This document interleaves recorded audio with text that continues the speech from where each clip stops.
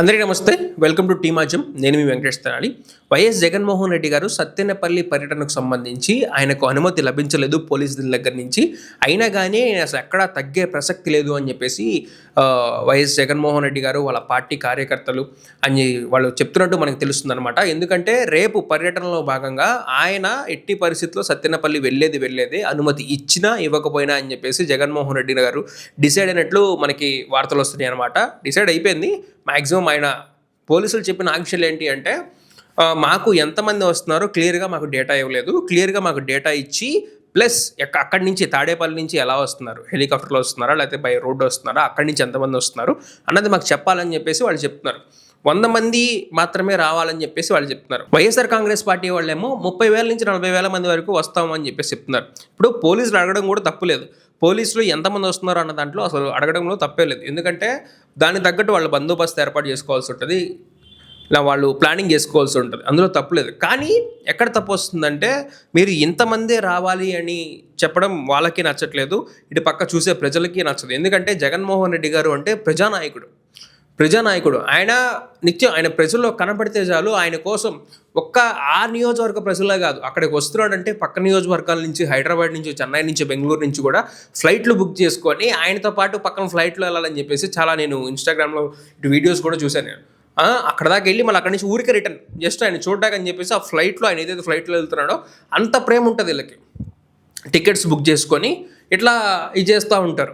ఓకేనా. వైఎస్ జగన్మోహన్ రెడ్డి గారికి మన అంత క్రేజ్ ఉంటుంది. పోలీసులు ఇంకొక మాట కూడా చెప్పడం జరిగింది. గతంలో జరిగిన దాడుల దృష్ట్యా మేము ఈ ఆంక్షలు విధించడం జరిగింది అని చెప్పేసి పోలీసులు అయితే చెప్పడం జరిగింది అనమాట.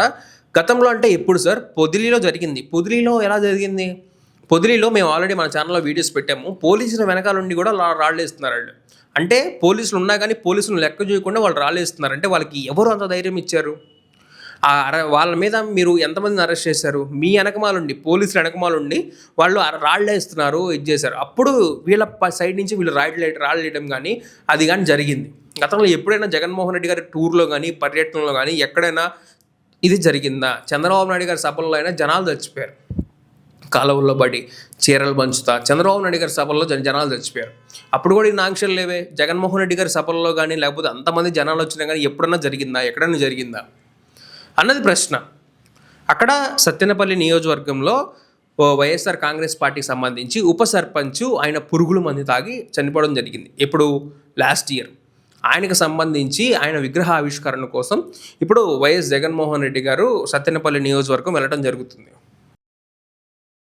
చూడాలి మరి. వైఎస్ఆర్ కాంగ్రెస్ పార్టీ శ్రేణులు కూడా మేము ఎక్కడా తగ్గమంటున్నారు. ఒకవేళ కేసులు పెడితే అంటే 100 మందే రావాలన్నారు కదా, ఎక్కువ మంది వస్తే కేసులు పెడతారంటే ఎంతమంది మీద పెడతారు?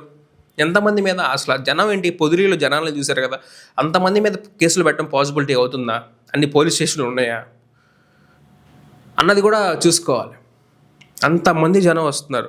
ఒకడైతే తెనాల్లో అయితే ఒకడు పోలీస్ జీప్ మీద ఎక్కి నమస్కారం పెడుతున్నాడు, అన్న అని చెప్పేసి. వాడిని మరి అంత అభిమానం మీరు కంట్రోల్ చేయగలరా? మేమేం జగన్మోహన్ రెడ్డి గారికి ఎలివేషన్ ఇవ్వట్లేదు. సో ఉన్నది ఉన్నట్టు యాక్చువల్గా ఫ్యాక్ట్ చెప్తున్నాం. ఎటు ఎవరికి నష్టం జరగకూడదు అన్నది, ఎవరికి ఏ హాని జరగకూడదు అన్నది మా యొక్క ఛానల్ అభ్యర్థన. అది చూడండి. మీరేమంటారు జగన్మోహన్ రెడ్డి గారి పర్యటన గురించి? మాకైతే కింద కామెంట్స్ రూపంలో తెలియజేయండి. Thank you for watching. ఇట్లు టీమాచం.